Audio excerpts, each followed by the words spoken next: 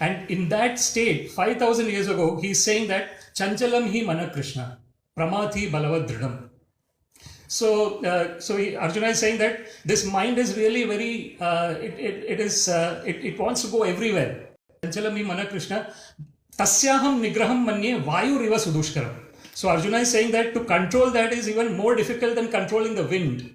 We know to control a wind would be the most difficult task, and to control the mind is even difficult than controlling the wind. So that's what Arjuna says. Then what does Krishna actually agrees. So in the response to Arjuna's statement, so Krishna says, Abhyasena tu kaunteya vairagyena cha grihyate. Asamshayam mahabaho mano durnigraham chalam. Abhyasena tu kaunteya vairagyena cha grihyate. So Krishna is saying to Arjuna that undoubtedly, Arjuna, the mind is really very difficult to control, but abhyasena tu kaunteya vairagyena. So through the practice of constant practice, so it is a practice. So bringing constantly back to Krishna. So that is the so padam yat vipadam na tesham. So it is said in Srimad Bhagavatam, Samashritaye padapallava plavam mahat padam punya yesho murare bhavam budir vatsa padam param padam yad vipadam natesham. So this is a very beautiful verse in Srimad Bhagavatam. It is saying that Samashritaye padapallava plavam. So one who has completely surrendered onto the lotus feet of Krishna, Samashrita, Samyak Rupena Ashrita. Ashrit means surrendering, complete surrender. One who has done that, Samashritaye padapallava plavam mahat padam punya yesho murare. So Murare, Krishna's another name is Murare. So he is an enemy of Mura demon. So Are is enemy and Mura is the demon. So Punya Yasho Murare. So whenever we are talking about Krishna, it is Punya Shravana Kirtana. So the activity itself is very pious. When we are engaging in discussing about Krishna and hearing about Krishna, Punya Shravana Kirtana. So in this verse also the Punya Yasho Murare. Bhavam Budir Vatsa Padam Param Padam Yat Vipadam na Tesham. So it is said that this material ocean is called Bhava Ambudhi. So Bhava means continuous repetition of birth and death. So Punarapi Jananam, Punarapi Maranam, Punarapi Janani Jatare Shayanam, Iha Sansare Bahudukhare, Kripaya Pare Pahi Murare. So this is a very beautiful verse written by Srila Shankaracharya in Bhajagovindam. So what is he saying about this material world? So that is to explain this Bhava Sagar, Bhava Ambudhi. So Bhava is coming, repeated birth and death. So Sri Shankaracharya is saying that Punarapi Jananam, Punarapi Maranam. So in this material world, this is the problem with the material world, that there is constant repetition of birth and death. So what happens when there is birth and death? There is Jara and Vyadhi also along with that. So Janma Mrityu, Jara Vyadhi. So Jara is old age and Vyadhi is disease. So that is, so Krishna actually says in Bhagavad Gita, Mamu Petya Punarjanmam Dukkhalayam Ashashvatam Napnumanti Mahatmana Samsiddhim Paramam Gata. So one who has reached me, Mamu Petya Punarjanmam Dukkhalayam Ashashvatam. So he does not get birth again in this abode of misery. So that's why Krishna is calling this abode of misery, and this is temporary. So parastasmatu bhavanyo vyakta vyaktat sanatana yasa sarveshu bhuteshu vinashatsu na vinashyati. So Krishna actually says in Bhagavad Gita that there is actually a spiritual realm which never gets destroyed, and our original being never gets destroyed also. So Krishna actually says, Achedyohyam, Addahyohyam, Akledyo, Ashoshevacha, Nitya Sarvagata Sthanur, Achaloyam Sanatana. So when Krishna is describing about who we really are, Krishna says, Achedyohyam, Addahyohyam. So it is not, so the real us cannot be burned, cannot be made wet by water, cannot be dried by the wind. Nitya, it is ever existing. Sarvagata, it is there everywhere. Sthanur, Achaloyam, it does not move in the sense that because it is so minute, we are not perceiving. Sanatana, and it is eternally existing. So it is extremely important to approach this relationship of Krishna and Radha from the perspective of who we really are, not from the perspective of this material body, which is constantly changing. So that is the most dangerous thing in this topic. When we are speaking about Sri Radha Krishna Pranaya Vikriti Ahladini Shakti Rasmat. It is said in Chaitanya Charitamrita that this relationship between Radha and Krishna is Ahladini Shakti, the bliss. It is bliss itself, bliss personified. So Ladini Shakti Rasmat Ekatman api bhuvi pura deha bhedam gatavato. So originally Radha and Krishna are one, but they have assumed two different spiritual forms. So it is spiritual forms. It is very extremely important to understand this. It's not material form. So so this is the danger again. So thinking of Radha and Krishna as conditional is a very dangerous position to be in. So yeah, it has to be understood from the perspective of us being eternally there, not through the perspective of the body.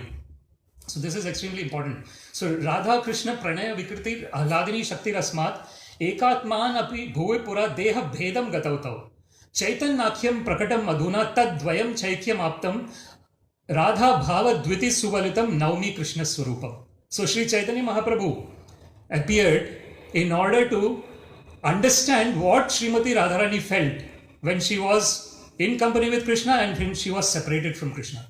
So that's why Sri Chaitanya Mahaprabhu is appeared. That's the internal reason of appearance of Sri Chaitanya Mahaprabhu there. So so Chaitanya Mahaprabhu is Radha Bhava Dviti Suvalitam Naumi Krishna Swarupam. So Bhava and Dhyuti. Bhava is emotions and his color. So he's Gauranga. So Tapta Kanchana Gaurangi Radhe Vrindavaneshwari Vrishabhanu Sute Devi Pranamami Haripriye. So what we are saying, what is this prayer? Tapta Kanchana Gaurangi. So Srimati Radharani is also Gaurangi and Sri Chaitanya Mahaprabhu is called Gauranga. So Sri Chaitanya Mahaprabhu has actually come to experience the bhava of Srimati Radha Bhava Dviti Suvalitam Naumi Krishna Swarupam. So he is actually Krishna himself, but he has come in the external color and in the emotional fervor of Srimati Radharani. So this is the, so when we are discussing about this verse, Radhe Jaya Jaya Madhava Daite. So we are glorifying Radharani. Radhe, victory to you, and you are very dear to Madhava. Madhava is another name of Krishna.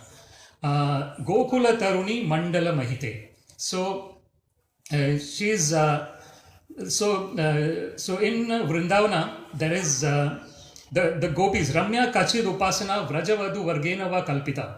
So Sri Chaitanya Mahaprabhu has Aradhya Bhagavan Vrajesha Tanaya. So Sri Chaitanya Mahaprabhu actually says what are the different topmost things that we can engage in. So he says that the first thing that he says is Aradhya Bhagavan Vrajesha Tanaya. So the first thing is who has to be worshipped? Vrajesha Tanaya.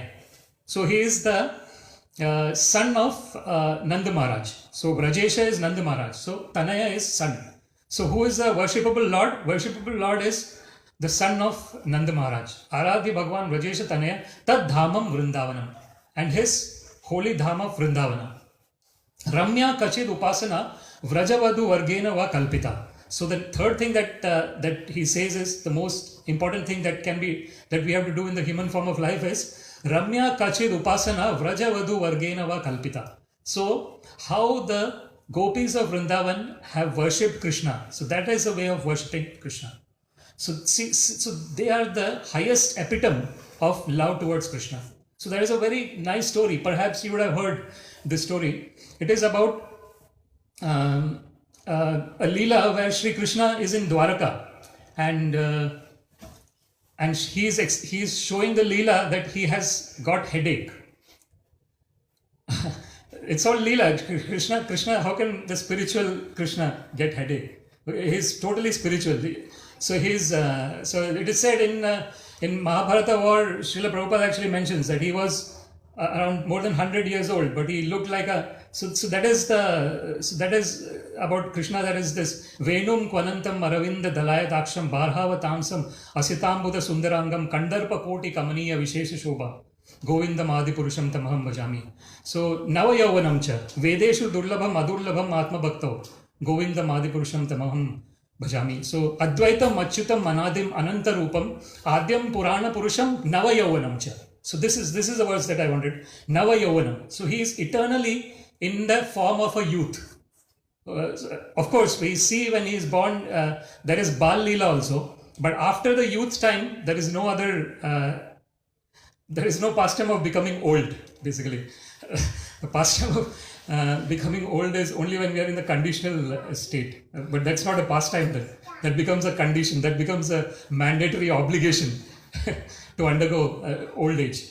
But Krishna is Nava Yauvanam. So it is, so that is the important thing to understand, that Nava Yauvanam cha Vedeshu Durlabham Adurlabham Atma Bhaktau Govindam Adipurusham Tamaham Bhajami. So through Vedas he is very difficult to know, but he is very easily known by people who have surrendered themselves to him. So the biggest issue is if we have ego. So if we have even a little trace of ego in us, then the total surrender is never going to happen. Total surrender happens when there is no ego. So it is 100% surrender. So this was the position of the gopis of Vrindavana. So okay, we'll go back to that story. I just forgot. I was going to lose track. So we were in the story. So we were. So that story was where Krishna was executing this pastime of having headache, and then Narada Muni was there.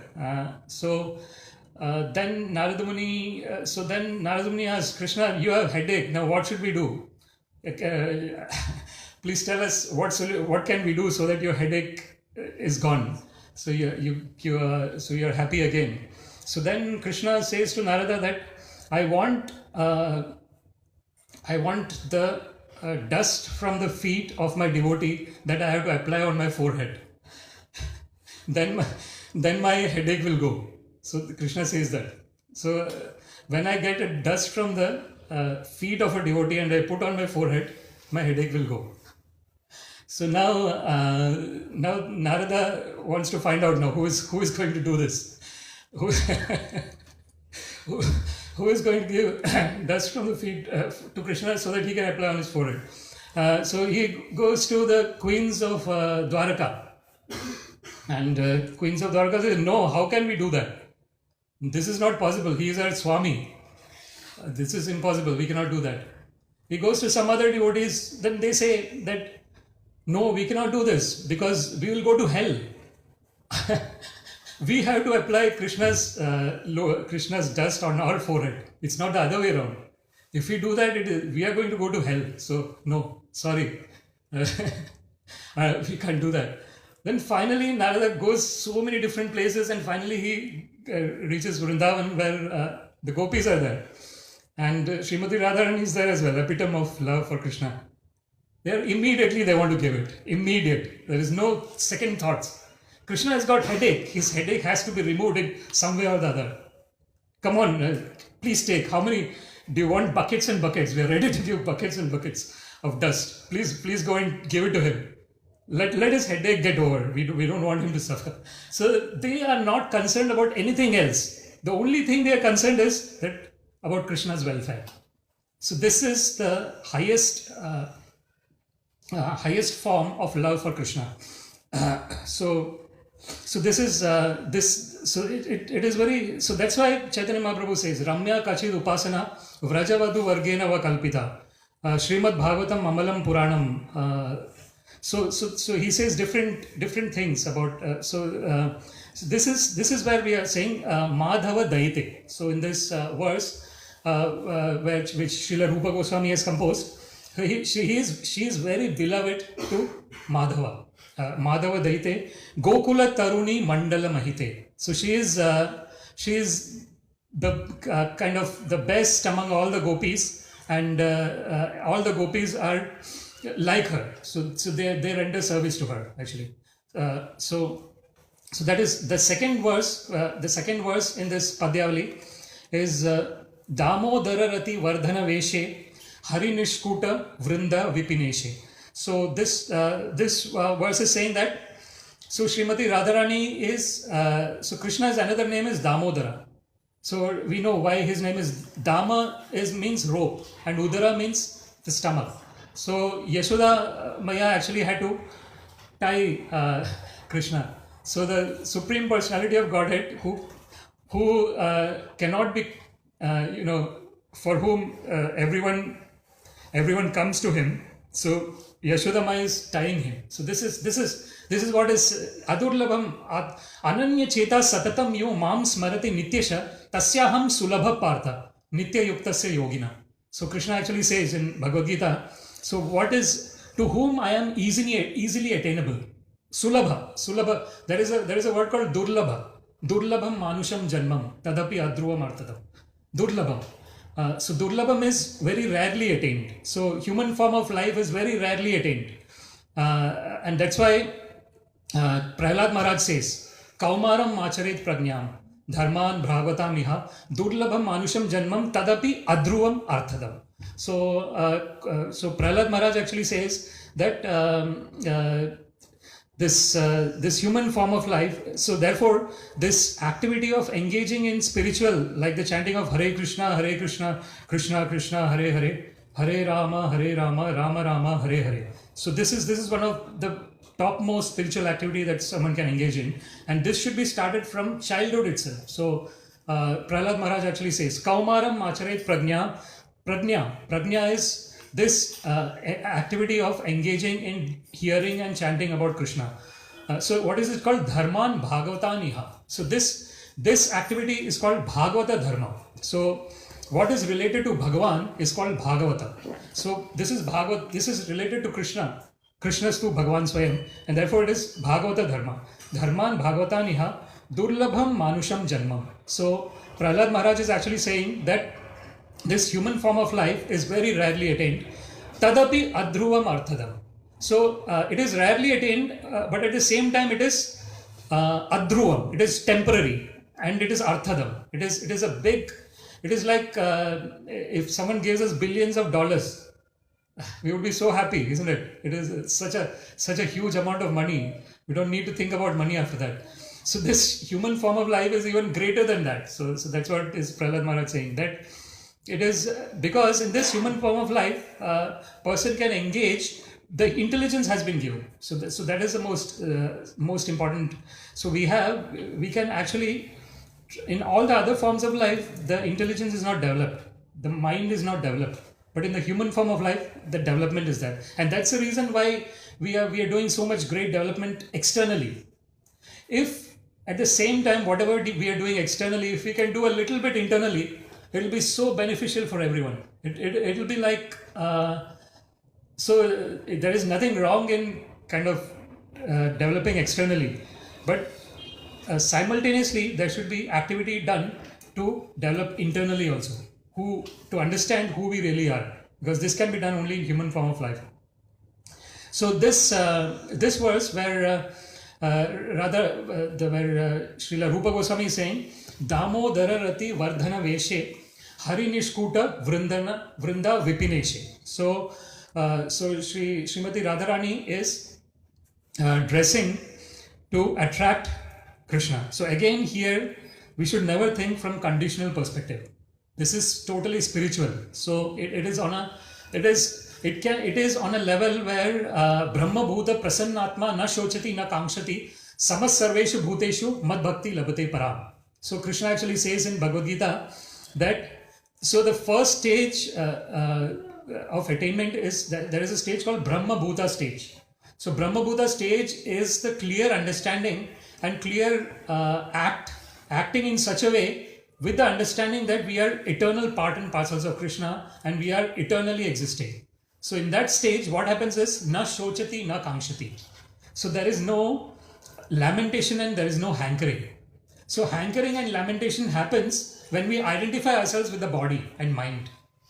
Immediately, say, for example, we are engaged in so many activities. So we are son of someone or daughter of someone. We are we have probably brothers and sisters. We have friends. We have lovers. We are married. So all these designations come in. Upadhi. So when we are born, when we take birth, immediately there is a designation that comes to us. So I am son of such and such a person or daughter of such and such a person. Immediately there is a designation. My name is this. Okay, so that is the first designation that we get. Namakaran sanskar. So the body gets a name, and then body grows, and then we probably we want to get education, and then we get degrees, and then people write their name, and then they can write unlimited degrees after the name. You would have probably seen some people writing the name and then degrees and degrees and degrees and degrees, unlimited degrees. So we keep on adding designations. So birth is our first designation, and then we keep on adding designations. So what happens is, when we have these unlimited designations, we are perturbed by that. But our original thing is, there is only one designation. Jivere Swarupaya Krishnera Nityadas. That is the only designation we have actually. Originally, we are part and parcel of Krishna. We are eternal servants of Krishna. That is the only designation. So that's why Narada Muni actually says. Narada Muni says, what is bhakti? So I'm telling about Brahma Bhuta and bhakti. It is related. So Narada Muni says, what is the definition of bhakti? He says the first thing that we have to do is Sarva Upadhi Vinirmuktam. Take out all the designations. No designations. The only designation is that I am part and parcel of Krishna, I am servant of Krishna. That's the only designation that we have to give. Sarva Upadhi Vinirmuktam Tat Paratvena Nirmalam. What happens when we take out all designations? We know that we are pure. The purity. We understand our pure nature. What is happening is, when we are conditioned and we take on hundreds and thousands of designations, we are covering our purity. So the first thing that that Narada Muni is saying is Sarva Upadhi Vinirmuktam. Take out all the designations. Take out all the designations. Tat Paratvena Nirmalam. Then we become pure. Then what happens when we are pure? What do we do? Hrishikena Hrishikesha Sevanam. So then our senses, we engage our senses in the service of the master of the senses. So Krishna's another name is Hrishik Isha. So he is actually the master of our senses, because everything is coming from him. So Krishna actually says in Bhagavad Gita, Aham sarvasya prabhavo mattas sarvam pravartate iti matva bhajante mam buddha bhava samanvita. So everything is coming from me.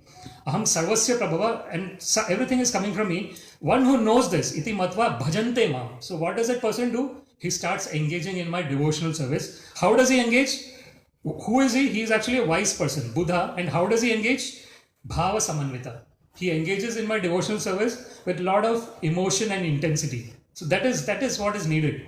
It's not like so it is good to approach Bhagwan for some things. There is nothing wrong in that. So Krishna actually says, Chaturvidha bhajante mam jana sukritinor arjuna arto jignasur artharthi jnani cha bharatarshava. So 4 kinds of people come to me. Krishna says 4 kinds of people come to me. Who are they? Arto, one who is in distress. Jignasu, one who is inquisitive. So someone who is inquisitive to know why I am going through all this suffering. So why do I have to get old? Why should I die? Now, these are all the basic questions that only a human being can ask. Animal or any other species cannot ask this question. So this is sorry. What was I speaking about?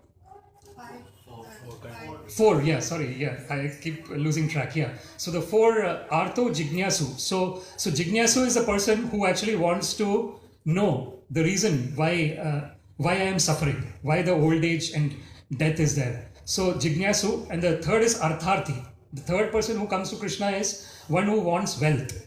And the fourth is Jnani.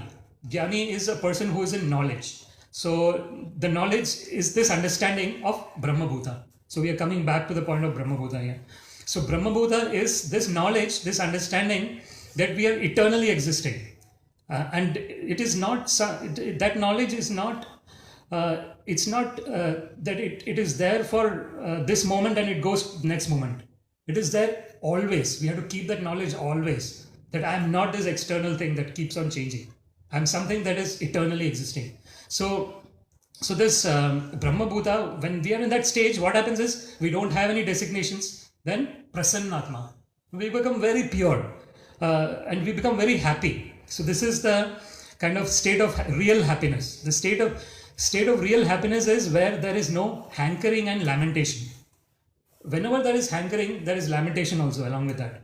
Because more often than not in the material world, we are in a state that we don't get everything we want. It is made in such a way. Even if a person gets everything that he wants, he cannot live eternally. The person has to die, unfortunately. The person has to get old. So the material world is made in such a way. So therefore, so Prasannatma na shochati na kamshati samas sarveshu bhuteshu. So in that position, he sees everyone as part and parcel of Krishna. So there is another verse where Krishna says, Vidya Vinaya Sampanne Brahmane Gavi Hastini Shuni Chaiva Shvapakecha Pandita Samadarshina. So when a person is in knowledge, he sees everyone as part and parcel of Krishna. So he sees a Brahmana or a person who is very wise. He's going there, Vidya Vinaya Sampanne Brahmane. He sees a cow, Gavi. He sees an elephant, Hastini. And he sees Shuni Chaiva Shvapake. He sees a dog and he sees a dog eater. So it's a varied. He's seeing a wise Brahmana. He's seeing Vidya Vinaya Sampanne Brahmane. He's seeing a cow. He's seeing an elephant. He's seeing a dog. He's seeing a dog eater. So he's seeing so many different things, but he's seeing always Krishna in them. So Krishna actually says, Ishvara Sarva Bhutanam Hriddeshe Arjuna Tishtati Brahmayan Sarva Bhutani Yantra Rudhani Maya.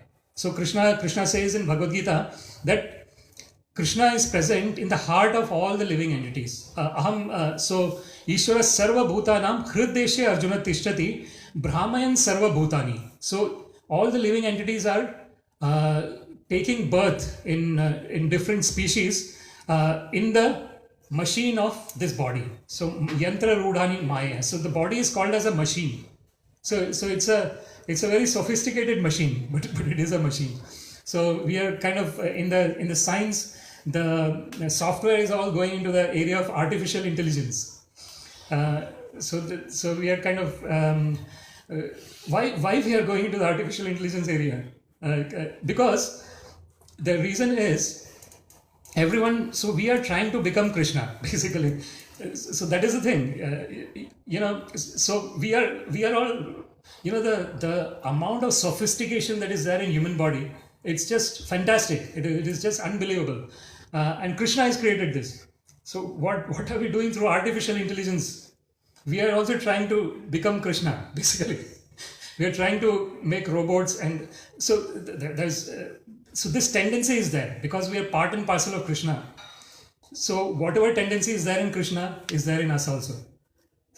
Krishna would create millions and billions of universes that are floating in the air, and we are trying to we have not reached that far now. I think people are putting satellites and different other things.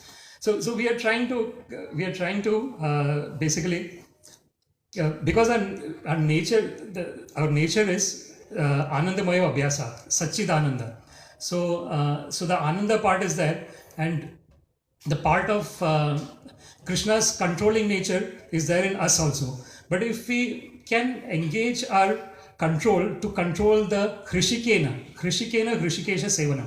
So I'm coming back to the topic where Narada Muni was saying about bhakti. What is bhakti? So if we can use that control to control the senses by knowing who we really are, then we won't need to kind of make all this artificial intelligence and things like that, because we will be in.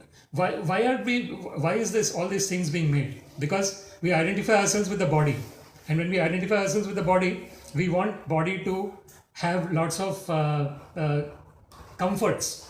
The body needs comfort. So earlier, Bhakti Vikas Swami was giving lecture here on Wednesday. I was telling about how, for example, the light has come here. So it is a bulb now, but when it started, it was probably a flame, some kind of flame made of some ingredient. So our natural inclination of the human beings is to keep on bettering things, keep on bettering things, make ourselves. The only issue is our things, our whole energy and everything is directed only for external, where unfortunately not many are thinking about how to improve internally. That's the only small drawback. So when we are engaging in this, say for example, all this, the Krishna Katha, about discussing about Krishna and discussing about Srimati Radharani, so we are slowly trying to Cheto Darpana Marjanam. So Chaitanya Mahaprabhu actually says in Shikshashtakam. So he says, what does this activity of hearing and chanting about Krishna and Krishna's message, what happens when we do that? It cleanses. So since time immemorial, we have been taking lots and lots of births, and because of that, there is a lot of covering, because of which we are not able to realize who we really are. So when we are engaging in this activity, it is cleansing. So we are actually cleaning ourselves. So Malinir Mochanam Pumsam Jalasnanam Dine Dine Sakrit Geetambasi Snanam Samsara Mala Mochanam. So this Shankaracharya actually states in Bhajagovindam that for the body, the impurities in the body, we take bath every day to take out the impurities in the body, the external body. Malirin Mochanam Pumsam Jalasnanam Dine Dine Sakrit Geetambasi Snanam Samsara Mala Mochanam. Just by taking a little bit of this bath of Gita, the dirt of this material world gets cleansed. So this is said by Shankaracharya in Bhajagovinda. In the Gita Mahatmya. So when he is glorifying Gita. So this is what happens. So Cheto Darpana Marjanam. So we are cleansing the mind when we are engaging this. Bhava Mahat Avagni Nirvapanam. The second thing that happens is a very beautiful thing that happens. So this material world, it's called Bhava Mahat Avagni. So Bhava we have discussed before. Bhava word has come. Bhavam Buddhi. Bhava is Punarapi Jananam Punarapi Marnam, the repeated birth and death that the living entity has to go through. So when this happens, so every time when we are born, in that body we have new set of challenges that we have to face basically, and those challenges are like forest fire. It is compared like a forest fire. Forest fire can. In order to extinguish forest fire, a little bit of water is not enough. It has to be lots and lots of water. So perhaps a rain itself has to come. Then probably the forest fire will go. So this it's called blazing fire of material existence. So when we are engaging in this activity, it is Bhava Mahat Avagni Nirvapanam. So it is going, all the blazing fire of Shreya Kairava Chandrika Vitaranam Vidyavadhu Jivanam. So this is actually called this is the kind of the king of all knowledge. Raja Vidya Raja Guhyam Pavitram Idamuttamam Pratyakshaavagamam Dharmyam Susukham Kartum Avyayam. So Krishna actually says in Bhagavad Gita that this knowledge, this spiritual knowledge of understanding of who we really are, eternal part and parcel of Krishna, is the Raja Vidya. It is the king of all knowledge. Raja Guhyam. It is the topmost secret. Why is it a secret? Because not everyone wants to understand it. Manushyanam sahasreshu kaschid yatati siddhayet yatatam api siddhanam kaschin mam veti tatvata. So Krishna actually says in Bhagavad Gita that there are millions and billions of people, but only few endeavor for perfection. Kaschid yatati siddhayet. And even among the people who are endeavoring from perfection, yatatam api siddhanam kaschin mam veti tatvata. Very few know me as I am. So that's why it is very difficult. Name vidu suragana prabhavana maharshaya aham adirhi devana maharshinam cha sarvasha. So Krishna actually says even the big demigods, they don't know me. So we know from Krishna's story that even Brahma was a little bit bewildered, and he actually stole the cows and the cowherd boys. and Krishna actually became them. And then all the cows and the gopis and all started loving them even more. What is the reason? Because Krishna himself became that. So that itself makes it clear that our attraction for Krishna is a very natural thing. The only problem is that it has become covered. So that's why to know Krishna is very difficult. So we will come back to that verse where we were saying Damodara Rati Vardhana Veshe Hari Nishkuta Vrinda Vipineshe. So she is so Srimati Radharani is the topmost among all the gopis, and she is dressing so that she attracts Krishna. So because her only motive for existence is to attract Krishna. There is no other motive for Srimati Radharani's existence. Her only motive is Krishna. There is nothing else. And that's why she is the topmost devotee of Krishna. And we have kind of discussed this story also, where the gopis are ready to give the dust of their feet so that Krishna's headache can be removed. And even though no other devotee wants to do it. So Vrinda Vipineshe. Then the next verse is, the third is Vrishabhanu Dadi Navashashi Leke Lalita Sakhi Guna Ramita Vishakhe. So Srila Rupa Goswami is this saying here about how Srimati Radharani is born as a moon is coming from the ocean. So it's a very beautiful description that is given. Vrishabhanu Dadi Navashashi Leke. So Vrishabhanu is being considered as an ocean, and Srimati Radharani is the moon that is coming from the ocean. So Vrishabhanu Dadi Navashashi Leke and Lalita Sakhi. So she is the friend of Lalita and Guna Ramita Vishakhe. And Vishakha Devi is very much influenced by all the unlimited qualities that Srimati Radharani has. Vrishabhanu Dadi Navashashi Leke Lalita Sakhi Guna Ramita Vishakhe. So this is that verse. And the final verse is Karunam Kurumai Karuna Bharite Sanaka Sanatana Varnita Charite. So this is the last verse of Radhika Stava from Padyavali of Srila Rupa Goswami, and this is saying that Karunam Kurumai. So Srila Rupa Goswami is saying that please give us your mercy. Karunam Kurumai Karuna Bharite. So you are kind of an ocean of mercy. So please give us a little bit of mercy. Karunam Kurumai Karuna Bharite Sanaka Sanatana Varnita Charite. So your glories are being sung by the great sages like Sanaka and Sanatana. So there are 4 Kumaras. So they are pure. They are liberated sages. So even they are glorifying you. So that's why, coming back to this main point, that this understanding of Radha and Krishna can really start only at the liberated stage. It cannot, before that clear understanding cannot happen. It cannot happen, because in the conditioned state, what is happening in the conditioned state is we are always thinking from conditioned perspective. And when we are thinking from conditioned perspective, the conditional, we put in our conditional mind in that, and then the pure understanding does not develop. And that's why Srila Prabhupada was really very, very kind of adamant, actually. He never used to speak about Rasalila and topics like that. Never. Even though he is liberated, he's on the topmost platform, he always spoke about Bhagavad Gita. The basics of Bhagavad Gita, Brahma Bhuta. What is so Mamcha yo avya bicharena bhakti yogena sevate sagunan samatite tan Brahma bhuyaya kalpate. So reaching the Brahma Bhuta stage, that is extremely important.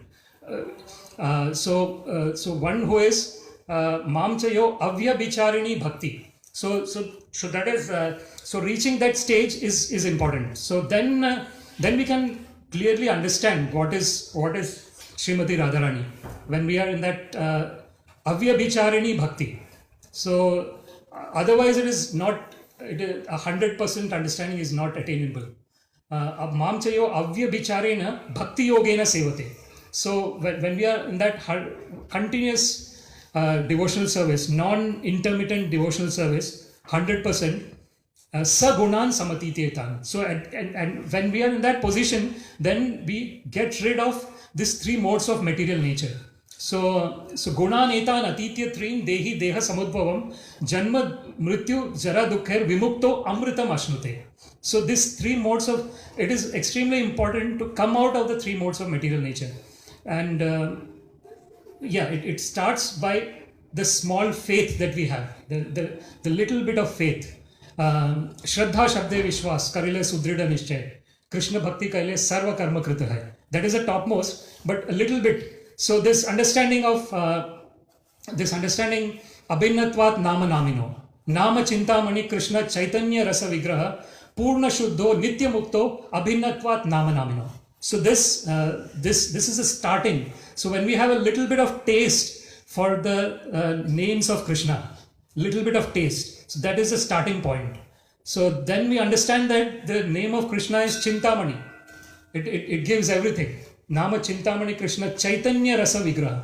It is full of rasa. So Krishna is actually said Raso Vaisa.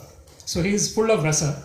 Then so that's why it is very important that we keep on chanting Hare Krishna, Krishna Krishna, Hare Hare, Hare Rama, Rama Rama, Hare Hare. So let's keep chanting, and let's have total faith in the purity of the holy names of Krishna, and then we will understand that Hare. So Srila Prabhupada actually mentions Hare. Hare means Srimati Radharani in Hare Krishna, Hara. So then we will keep associating with the pure name, and then we will understand a little bit of the topmost devotional service that Srimati Radharani continuously renders to Sri Krishna. So thank you very much for your time and listening. If there is any comments or questions, we can discuss.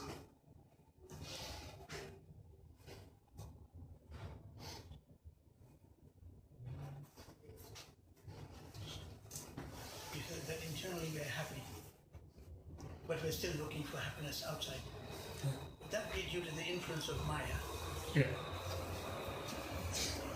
Yes. So it's the fight between Krishna and Maya. So Krishna, Maya is subject to Krishna. Yeah. Okay. Yes, so Krishna actually says, Devi Hyesha Gunamai Mama Maya Duratyaya Mameva Ye Prapadyante Mayam Etam Tarantite. So, Devi Hyesha Gunamai, because the Mahamaya is actually kind of, so Mahamaya is, so Srila Prabhupada also actually mentions in many of his lectures that her job is a little bit difficult job, because she is testing whether a person is really ready to enter the spiritual world or not. How much intensity the person has to go into the spiritual world. So that's why Mama Maya Duratyaya. So Krishna actually mentions that it is very difficult to overcome. But Mameva ye prapadyante mayam etam tarantite. If someone surrenders to me, so Mam eva, so only me, so continuous, and that the continuity is very important. Mameva ye prapadyante, surrenders to me, mayam etam tarantite. So that's why because living entity is infinitesimal, it is very difficult if the living entity says that I will myself do it. I don't need any support. I will do it myself. So that is ahankara. That is ahankara. So that is this ego. So ahankara vimudhatma karta hamiti manyate. Krishna actually says in Bhagavad Gita, Prakriti kriyamanani gunai karmani sarvasha ahankara vimudhatma karta hamiti manyate. Actually, all the activities are being carried out by the modes of material nature. Krishna says that. So, for example, we are here now trying to discuss and listen about Krishna. So, we are in a mode of goodness. So, that's why we are here. So we are under the influence of mode of goodness, and we are here. Now, we will go out and we will interact with someone who is in a mode of passion, who is kind of wants a lot of money and a lot of different other things.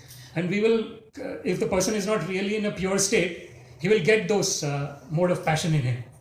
And then the mode of passion will ride this body. And then sometime later, we'll get so much tired that we want to sleep, and then we'll sleep, and then the mode of ignorance will ride this body. And sometimes the mode of ignorance becomes so strong that even we are feeling well, we don't get up. I just, oh, come on, I'll sleep for 1 more hour. No, come on, I'll sleep for 1 more hour. Even though the body is fully satisfied with sleep, still you want to keep on just lying down, lazing around. So that is mode of ignorance. So we are constantly under the, so actually the modes are only performing. Krishna actually says, Prakriti kriyamanani gune karmani sarvasha ahankara vimudhatma karta ham iti manyate. A person with false ego thinks that I am doing it. But no, we are not the doers.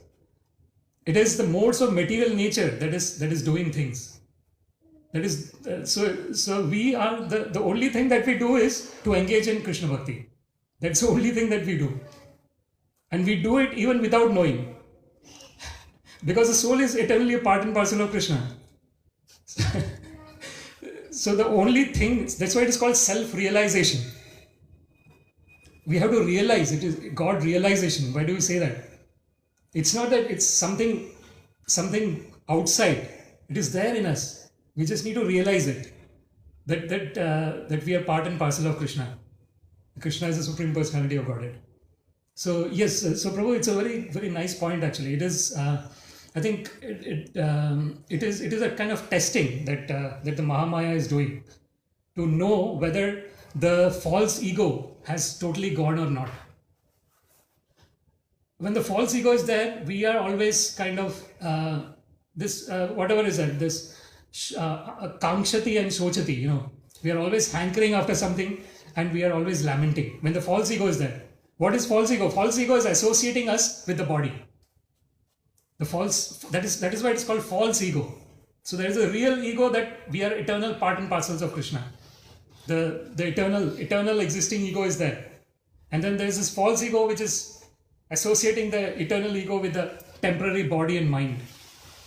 And until and unless we understand this very clearly and continuously engage in the devotional service, it is very difficult to overcome this material energy. Krishna himself says that.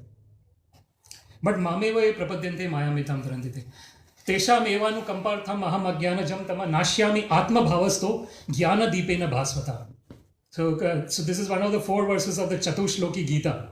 So Krishna actually says that to give them special mercy, eva anukampartham aham ajnanajam tama nashyami atma bhavasto. So Krishna is saying that whatever is darkness is there within us, I lit the lamp of knowledge. Nashyami, and what is that lamp of knowledge? Atma bhava. Atma bhava. So the understanding that who we really are. It is such a liberating understanding. That's why it is called liberation. Because nothing external should disturb us. Because we are not this external thing. It is a liberation. That's a liberation where we understand that we are part and parcel of Krishna. We are eternally part and parcel of Krishna. And all these things are external to us. It comes and goes. So, Sukha dukkhe same kritva labha labho jaya jayo tato yuddhaya yujasva naivam papam avapsyasi. So Krishna actually says to Arjuna that whether it is happiness or sadness, distress, sukha dukkho labho jaya jayo. So whether there is whether you're gaining something or you're not gaining something, whether you're victorious or you're not victorious, just engage in your activity. And then be satisfied that we are being engaged in the activity. Just derive satisfaction from that. So, karmanye vadikaraste ma phaleshu kadachana. Ma karma phaletur bol mate sangotsva akarmani. So, Krishna actually says that what we have to do is just be engaged in our activities. And derive satisfaction from being engaged in the activities.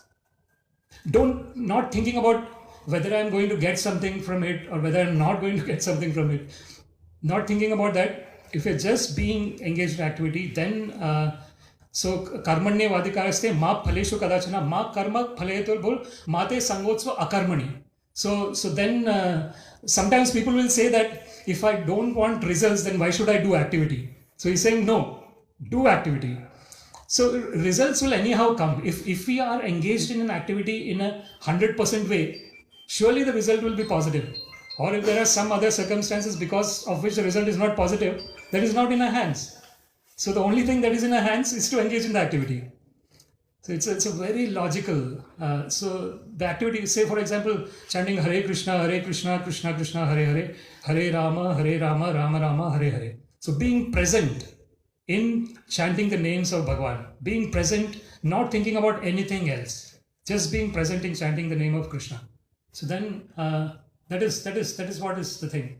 So not thinking about by chanting if I'm going to get something, if I'm going to get liberated or not. Not thinking about that. So just chanting Hare Krishna, Krishna Krishna, Hare Hare, Hare Rama, Rama Rama, Hare Hare. Any other questions or comments? Yes. A question. Yeah. So it said that constant repetition or chanting of name leads to bhakti, and bhakti leads to prema, love for God.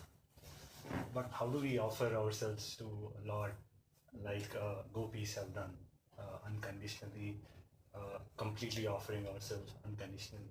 So it is said that even for that you need His grace. Unless His grace is there, it's even difficult. Nothing happens. So should we wait for His grace, or should we ask for His grace, or grace will just come? So what should we do? So should we ask Him for His grace? Yes, of course. Asking for Krishna's grace is very important, undoubtedly. And the other thing that the gopis were doing was they were, the thing about gopis' situation was they actually had their own families, isn't it? They had their own families. But what they were doing was whenever they had time, and even while they were doing work, they were always they were glorifying Krishna.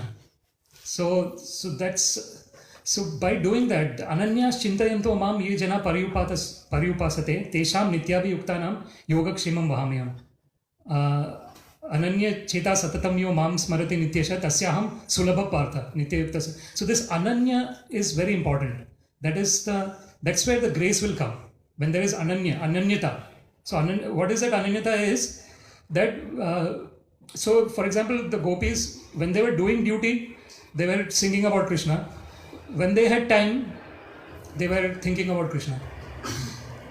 So that Ananyata was there, even though they were doing so many different things, their mind was always with Krishna.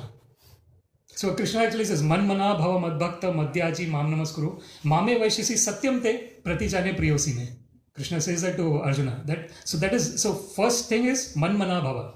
So Krishna is saying, give your mind to me. So that is an extremely important thing here. So that's what the gopis were doing.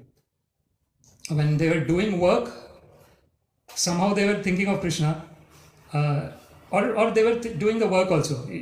It's probably very difficult. When we are doing work, say if you're doing some very kind of work that requires a lot of mental attention, you cannot think of Krishna at the time. So you just concentrate on the work at the time. But thinking mentally that we're going to offer whatever results come from this work in any way to Krishna. So that is offered then. Then when there is free time, then mind can be fully engaged. So the main point here is engagement of mind in thinking about Krishna. That itself will give the kripa. The kripa will come out of it. So it's good to even directly ask for kripa. Because that's what all the great stalwarts like Bhaktivinoda Thakur and everyone in their prayers, they're asking for kripa from Krishna. That they're really in that mood of zero ahankara, no false ego. So they are 100% in that. So even like Krishnadas Kaviraj Goswami, when he says Puri Sher Keet Hote Muh Se Lagisht Jagayo Madhai Hote Muh Se Papisht. So Srila Prabhupada actually mentions this many times. So when they are at the highest stage of this saintliness, a higher stage of Krishna consciousness, they feel themselves very not unworthy, basically. And then from that stage, they constantly seek mercy from Krishna. So I think the main point here is to, whenever there is free time, this so-called free time, whenever there is, the mind should immediately go back to Krishna's lotus feet, and then keep going back. So abhyasena to kaunteya. So abhyasa, that is abhyasa yoga. So then then slowly at certain point we will understand who we really are. Then, does this answer your question? Okay. Thank you very much. Thank you. Prabhu, you were talking about devotional service. So, what is this all about, devotional service, and why does Krishna like it so much? Okay. So you're asking what is devotional service and why does Krishna like it so much? If I want to, make it part of my life, so I need to understand what is this actually. Okay. Yes. So Krishna actually says in Bhagavad Gita, Bhaktya mam abhijanati. So yoginam api sarvesham madgaten antaratmana shraddhavan bhajate yomam same yukta tomamata. So Krishna describes about all the yogis in Bhagavad Gita, all the yogis. So there is a Jnana yogi, there is a Dhyana yogi, and there is a Hatha yogi. So there are different types of yogis. So Krishna describes all of them, and then he says, yoginam api sarvesham madgaten antaratmana. So what we are saying about man mana bhava. So whoever has kind of given my madgaten antaratmana, his whole antaratmana, his whole soul is kind of dedicated to Krishna. Madgaten, it is at Krishna's lotus feet. Shraddhavan bhajate yumam. And with lot of faith, one who engages in my devotional service, same yukta tamumata. So he is the topmost among all the yogis. So it's a very nice question. So you're saying what is devotional service and why should we engage in devotional service? That was a question, is it? Yeah. Yeah. So devotional service is the natural inclination of each and every living entity to engage in Krishna's service. So that is devotional service. The problem, what happens is, it just gets covered, and because of our constant repeated births and deaths in this material world, unfortunately it gets covered. But it is naturally there. Nitya Saddha Krishna Bhakti Sadhya Kabo Nai. So it is said in Chaitanya Charitamrita that Krishna Bhakti is not something that has to be externally attained. It's already there in us. So it is the most natural thing that we have. So Nitya Siddha Krishna Prem Sadhya Kabo Nai Shravanadi Shuddha Chitte Karaye Uday. So when we hear about Krishna with a lot of Shuddha Chitta, so that is very important, that the mind has to be focused. So again, the control of mind is coming here. Abhyasena tu kaunteya.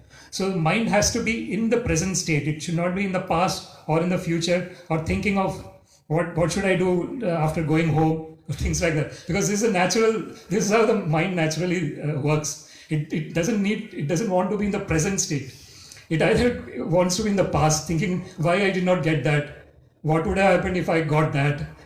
So it's in the past or it's in the future. If I'm going to do that, whether it will give me this result or not. It's never there in the present. So keeping the mind in the present and then engaging in devotional service of Krishna, Shuddha Chitte Karaye Uday. Then we know that this devotional service is already there. So devotional service, the simple definition is the natural inclination of a living entity to render service to Krishna. And why we should engage in that? Because then we will know that we are not this changing body. Then we come out of this blazing fire of material existence. The problem is people take refuge in different other things. Say, for example, they smoke, they drink. They're taking refuge in that. And then they keep on going down, unfortunately. Drugs again. So the material world is causing a lot of dissatisfaction. And somewhere the refuge has to be sought. And the best refuge is Krishna. There is no other better refuge, better Sarvatmanaye Sharanam Sharanyam. Gato Mukundam Parihritya Kartam. So, Sarvatmanaye Sharanam Sharanyam. Who is Krishna? Sarvatmana. So, he is Paramatma. So, he is there in the form of Paramatma in every Upadrashta cha Anumanta cha Bharta Bhokta Maheshwara Paramatma Chapiyukto Dehesmin Purusha Para. So Krishna is there as Paramatma in all the living entities. So basically, knowing that Krishna is there with us and rendering service to Krishna. When we do that, then we don't have any hankering or lamentation. We do our work, we are happy, and we engage in Krishna consciousness. There is no hankering and lamentation. Does this answer your question? Okay, thank you very much. Thank you. Devotional service is one of the four things that will give us progress towards Krishna. It's classed as A, B, C, D. A being association, B being reading the books, C is chanting, and the fourth one is devotional service. These are the four things we need to concentrate on. Yes. A, B, C, D. Simple. Yes, yes. Thank you, Prabhu. Thank you.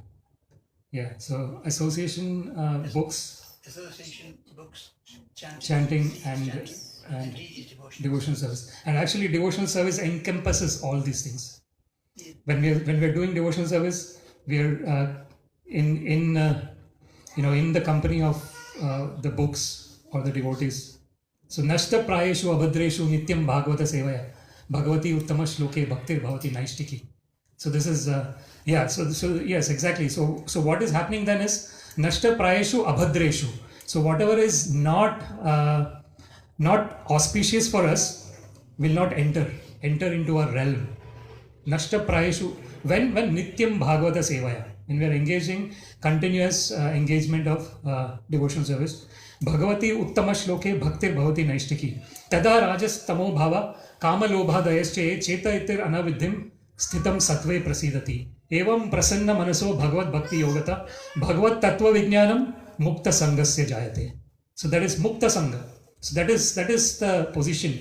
Sangha. So it's Mukta Sango Nahamvadi Dhrityutsaha Samanvita Siddhya Siddhyo Nirvikara Kartva Satvika Uchyate. So there's attachment. This attachment to the material things is the cause of lamentation and hankering. So Nahamvadi, so this false ego. Dhrityutsaha Samanvita. Person has got determination and enthusiasm to engage in devotional service. To understand that I have to get rid of this constant cycle of birth and death. I don't want constant cycle of birth and death. Or if I want, I should be engaged in devotional service. So, Mama Janmani Janmani Ishware Bhavatat Bhakti Raitu Kitoi. Chaitanya Mahaprabhu's highest prema. So that is, even if you are taking birth and birth, but let me be engaged in your devotional service, whatever birth I take.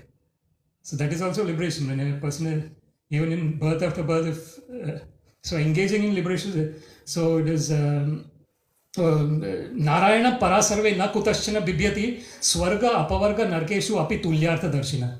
It is said that one who is totally surrendered to Narayana or Krishna, for him swarga, apavarga and narka, everything is same. Heaven, material world and the hell, everything is same. Because it's constantly associating with Krishna. So yeah, thank you very much for that point. And could you tell us the significance of the tilak on the forehead, on one's forehead? Tell us about the significance Of tilak. So tilak, by tilak we are saying that Krishna, so this is signifying Krishna's lotus feet. So we are saying that we are servant of Krishna. We are surrendered to Krishna. So it is signifying Krishna's lotus feet. And we are saying that we are, so Param Brahma, Param Dhama, Pavitram, Paramam Bhavan, Purusham, Shashvatam, Divyam, Adi Devam, Ajam Vibhu. So Krishna is the supreme Brahman. Krishna is the supreme pure. And anyone who is coming in contact with Krishna becomes pure. We are originally pure, but our covering is there, so the covering gets cleansed. Okay. Is there any other comment? Yes. It's about technological innovation. Yes. Like as you mentioned in your speech that artificial intelligence, we are innovating, but it's saying it's part of Krishna because Krishna is doing it. Like this is a believer, so like, is there any way they can realize without belief? Okay, your question is there any way we can realize without belief? Yeah, I mean, to realize that there is something, that Krishna is doing it, so even though we are doing it, but as you mentioned, Krishna is doing it. Because Krishna is within us. So, as a common people, is there any way that you can realize than purely believing? So the point here is, this is a good question, and I've seen people actually like atheism is there, and they say that there is no God, and then okay, but can they say that I don't exist? Can anyone say I don't exist? No. And no one can say that. They can say I don't believe in God. God does not exist. But they cannot say I don't exist. Because when we are dead, we cannot say I don't exist. Sorry, the body dies, the soul doesn't die. But the atheists don't believe in soul also sometimes. So the point here is, the moment a person is saying God does not exist, he's actually believing in God. Because he cannot say I don't exist. We are existing because Bhagwan has created this creation. Otherwise we don't exist. Our existence is there because Bhagwan has created it. So whatever is going on, it is because of Bhagwan. So the person, so that's why even an atheist is indirectly believing is indirectly atheist, because he cannot say I don't exist, for the simple reason that he cannot say I don't exist. Whenever we are doing anything, there is energy. So Einstein's theory of relativity is there. So energy can neither be created nor destroyed. Yeah, E is equal to mc square. I don't know the exact details of that. Energy can never be created or destroyed. Energy changes forms. Yeah. So this is what is happening. So he is an energy, and he is in the form of energy. If he is saying that energy does not exist, does that make sense? Doesn't make sense. Energy is ever existing. So even an atheist, because he is existing, he has faith, but he doesn't realize it. It's a paradox. It's a contradiction, but that is the truth. So sorry, what was your question? I'm just saying, like, for the common people, how they can realize that there is some kind of power, without believing. I mean, belief is a different thing. Everybody believes something. Yeah. But I mean, without believing, is there anything for to realize there is some power? No, without believing, a person cannot even exist. Belief is there in everything that we do. There is belief. If we purchase a ticket, for example, a train ticket, we have a belief that we have to reach that destination. That's why we purchase a train ticket, or whatever ticket we want to purchase. So without belief, a person cannot exist. The question is, what kind of belief the person has? That is the question. This is a problem. That is an unfortunate situation. Shraddhavan labhate jnanam. So belief is Shraddha. But you see, when you believe, some people, the silly things to believing, like they believe something is silly. It's not like kind of in the reality. Something like belief could be some kind of silly as well. Some kind of cultural thing, believe they're doing something.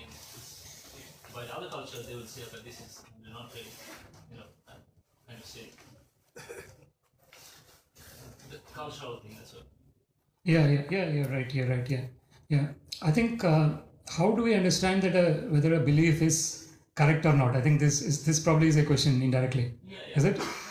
Yeah. Or without belief, can a person attain self-realization or God realization? Some people, they do someone believing in God. Like I see a video in South India, they throw like coconut in the head and they're getting injured, and then they go to hospital. So they believe that by doing this, they're satisfying God. And for some people, it's so that's silly. Yeah. But they're believing they're doing something for God. Yeah. There's something this kind of belief could be silly for some other culture. Yeah. No, I've never heard this. People putting coconut on the head and breaking it. Is it? Yeah. Is it? Does someone do that? In the South, I mean, that's not there are some culture like this. Okay. Silly, but they are believing it's God. They're doing it for God. Yeah, so Krishna actually mentions there are different, in all the activities that we do, it can be done in the modes of material nature. As I have mentioned, the mode of goodness, mode of passion, and mode of ignorance. So we are constantly under these modes of material nature. Yeah. So all those that you have said, it is in mode of ignorance. If you are harming yourself unnecessarily, it is mode of ignorance. But again, they'll believe. Yes, but that won't lead anywhere. It is. So yes. So there is. So it's done in mode of ignorance. So then mode of passion would be like, I think they sacrifice goat and then they think that it's good to do kind of things. That probably would be mode of passion. This is mode of goodness when we are in Vaishnava, and sometimes it is Vishuddha Sattva as well. It is above mode of goodness. So we ourselves will understand. Yeah, if you use a little bit of logic, we will understand, that this is not right. So the harming body unnecessarily is not right. Of course, it's not right, because body is the temple of Bhagwan. Paramatma, Krishna is in the form of Paramatma. Yeah? So we are Atmas, and then Krishna. So it is stated in Upanishads that the individual living entity is trying to enjoy the fruits, and then the Krishna in the form of the other bird is looking at the individual entity enjoying the fruit. So if the individual entity, instead of enjoying the fruit, looks at Krishna, immediately he is in a very good state.